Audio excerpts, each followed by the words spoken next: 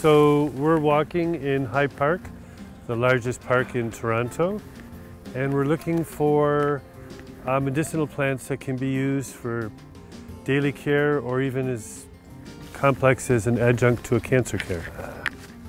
You can still see the berries on this. This is Berberis vulgaris. It has a yellow juice underneath the bark and in the roots called berberine, and it's an alkaloid which stimulates the liver to go through decontamination. It breaks down compounds. If you eat a leaf, it tastes like lemon. You can tell what kind of compounds are in this. Your taste buds are a chemistry lab. If you're a physicist, an astrophysicist, a nuclear physicist, you have a really clear, defined body of knowledge. We have herbalists who are little grannies who go out and they pick things in the bush and they brew it up for their family.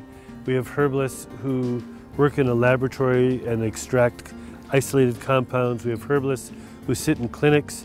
We have herbalists that shake rattles and call upon spirits. And they're all herbalists.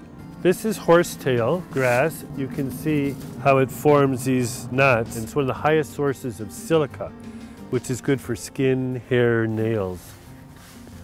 You can see we have several species of mushrooms on these. This is a cousin of the Trametes mushroom. It's called turkey tail. This is one of the #1 cancer-fighting mushrooms in Japan. As you see, it grows on decomposing logs. This is a very important medicine in chemotherapy.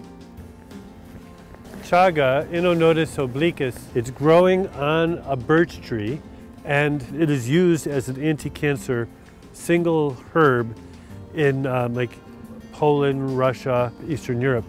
Pharmacies of 100 years ago, it was all plants. And the pharmacopoeias, all the books used by the doctors and the pharmacists, have standardized methods of preparing all the different plant extracts.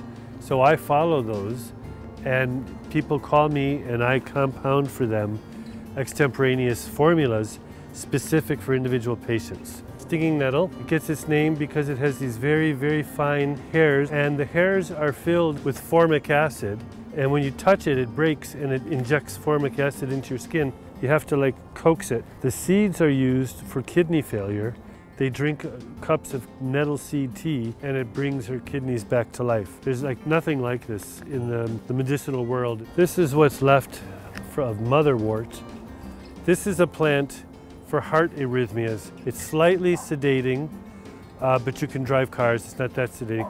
So if there is an irregularity, this is one of the main herbs for it, Motherwort. This is a burdock leaf.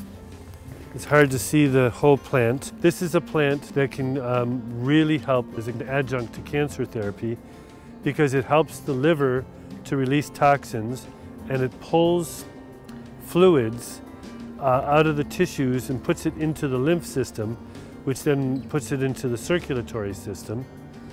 And that way tissues that are accumulating toxins can be cleansed. There's so many ridiculous approaches to nature, always, at war with it instead of finding a way to work with it.